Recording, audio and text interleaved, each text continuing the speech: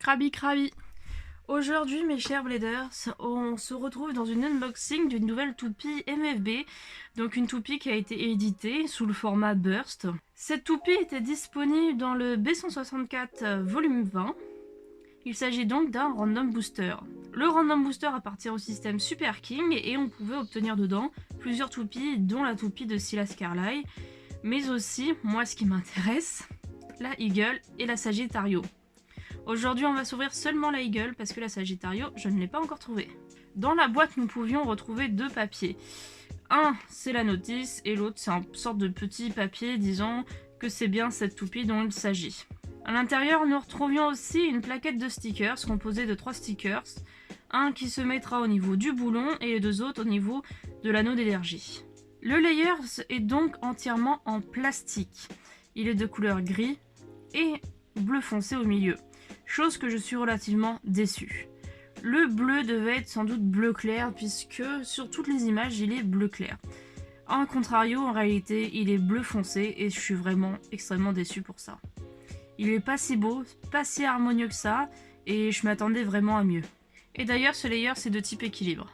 Nous avons ensuite le disque Vanguard qui est parfait pour favoriser l'attaque mais aussi l'endurance. Le poids est principalement à l'extérieur du disque, ceci favorise entièrement la stabilité de la toupie.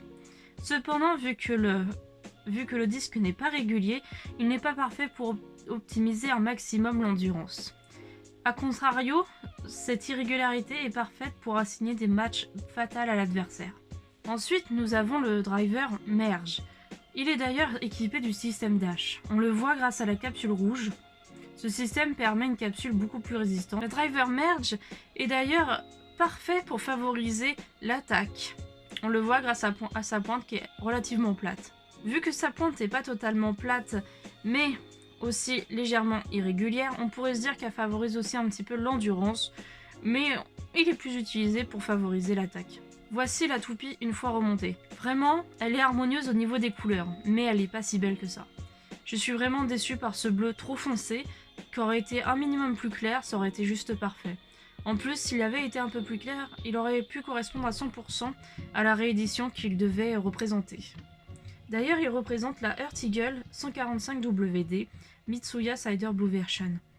Elle est sortie seulement sous Takara, et vraiment, j'aurais aimé la retrouver à 100% au niveau des couleurs. Au niveau des stickers, je vais mettre seulement celui du milieu, et ça sera tout pour ma part. Elle va rejoindre la boîte de collection, et elle ne sera pas jouée. J'ai hâte en tout cas de vous retrouver dans d'autres unboxings de MFB. J'espère compléter à 100% ma collection. Allez mes petits crabes, on se retrouve dans une prochaine vidéo. Je vous fais des gros bisous et merci d'avoir regardé celle-ci.